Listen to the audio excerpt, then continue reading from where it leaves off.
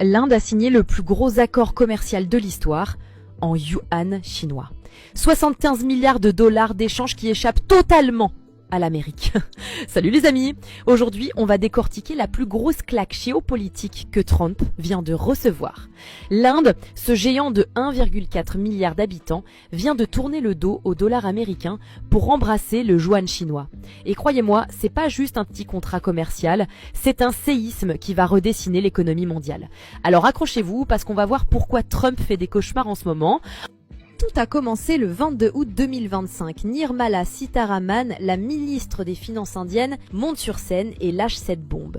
L'Inde va désormais effectuer 35% de son commerce avec la Chine en yuan d'ici fin 2025. 35%!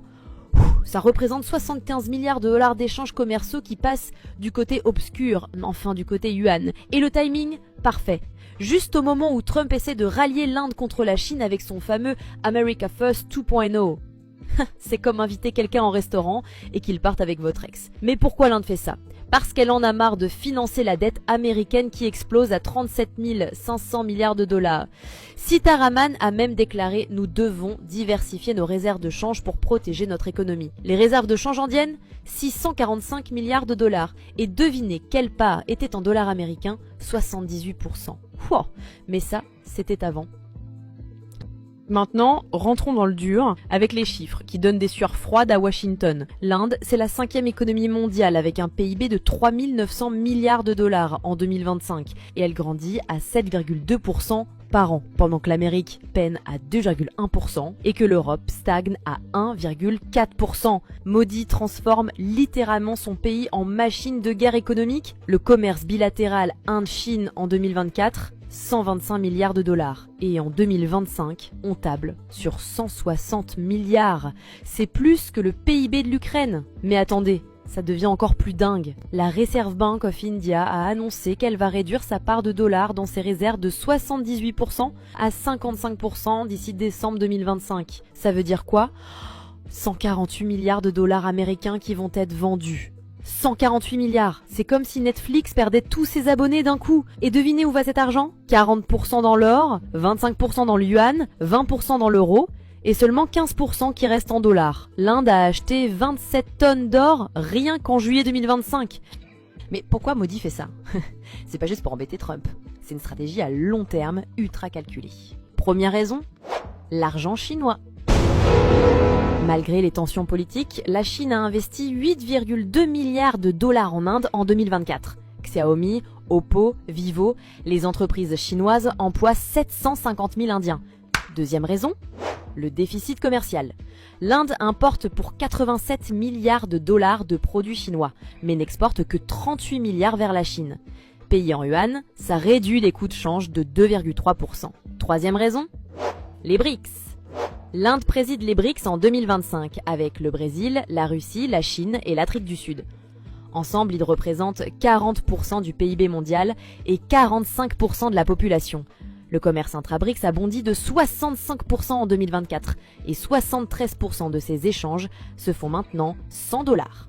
Modi a déclaré en juin « L'avenir appartient aux monnaies locales, pas aux devises imposées. » Traduction libre « Salut l'Amérique, on se débrouille très bien sans toi. » Aïe pour l'ego de Donald. Mais attendez, j'ai gardé le meilleur pour la fin. Nos sources révèlent que l'Inde et la Chine ont signé 5 accords secrets en juillet 2025. Accord numéro 1, un swap de devises de 50 milliards de dollars entre la Reserve Bank of India et la Banque populaire de Chine. Ça permet aux deux pays de commercer directement sans passer par le dollar. Accord numéro 2, le corridor économique Chine-Pakistan-Inde, 12 milliards de dollars d'investissement pour connecter les trois pays par rail et route. Accord numéro 3, une plateforme de paiement numérique commune, RuPay indien plus UnionPay chinois égale un système qui court-circuite Visa et Mastercard américains.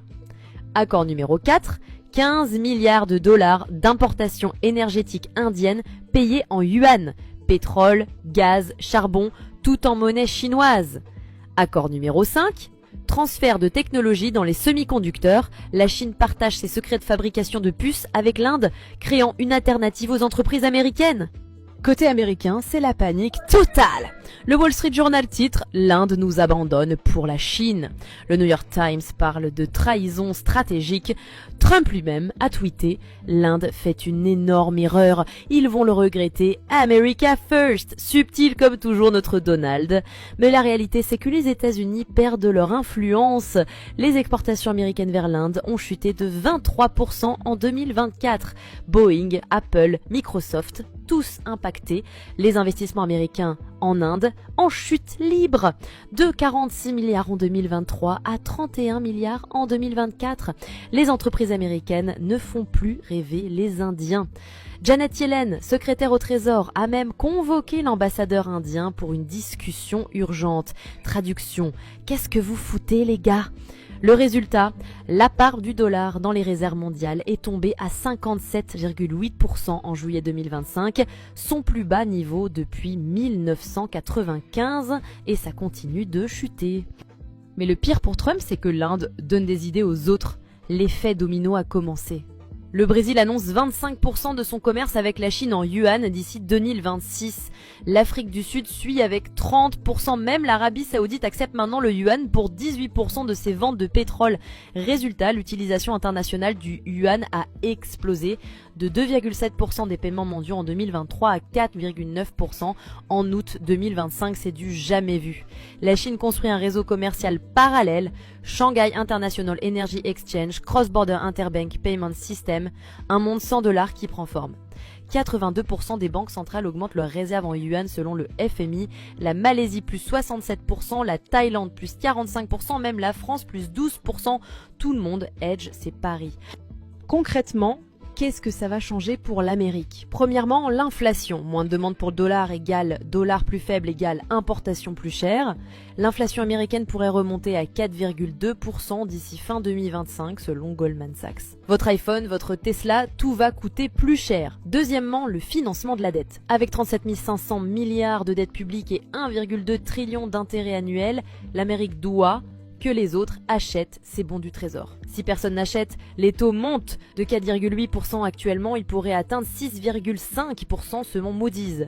Ça coûterait 200 milliards supplémentaires par an aux contribuables américains. Troisièmement, l'emploi. Apple prévoit de supprimer 15 000 postes en 2026 à cause de la baisse des ventes en Inde. Microsoft, Google, Amazon suivront. Alors, quel futur nous attend ? Un monde multipolaire avec plusieurs monnaies de réserve. Dollar pour l'Amérique du Nord, euro pour l'Europe, yuan pour l'Asie. Les projections pour 2030, dollar 45%, euro 25%, yuan 20%, or et autres 10%. Fini l'hégémonie américaine, bonjour la diversification. Le commerce mondial se régionalise, l'Asie commerce en yuan, l'Europe en euros, l'Amérique en dollars. 3 blocs, 3 monnaies, 3 puissances. Et devinez quel bloc grandit le plus vite ?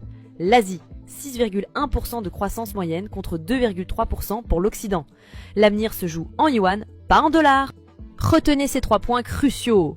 1. L'Inde n'abandonne pas le dollar par anti-américanisme mais par calcul économique pur. 75 milliards d'économies, ça se refuse pas. 2. Cette alliance Inde-Chine redessine la géopolitique mondiale. 2,8 milliards d'habitants, 40% d'économie mondiale, 50% de la production manufacturière. 3. Ce n'est que le début. Quand l'Inde montre la voie, les autres suivent. Le Brésil, l'Indonésie, l'Arabie Saoudite, l'effet domino anti-dollar a commencé. Trump peut compter ses alliés sur les doigts d'une main, et encore lui manque quelques doigts. Voilà les amis, le cauchemar de Trump est devenu réalité. L'Inde, 1,4 milliard d'habitants, 3 900 milliards de PIB, choisit le yuan contre le dollar. C'est historique. Si cette analyse vous a plu, éclatez le pouce bleu, abonnez-vous et activez la cloche, parce que cette révolution géopolitique ne fait que commencer et vous ne voulez pas rater la suite. Dites-moi en commentaire, pensez-vous que l'Inde a eu raison de choisir le yuan ? Et selon vous, qui sera le prochain pays à lâcher le dollar ? Et n'oubliez pas de regarder ma vidéo sur pourquoi la Chine rachète l'Afrique et celle sur la guerre commerciale USA-Chine expliquée. A très bientôt pour de nouvelles révélations.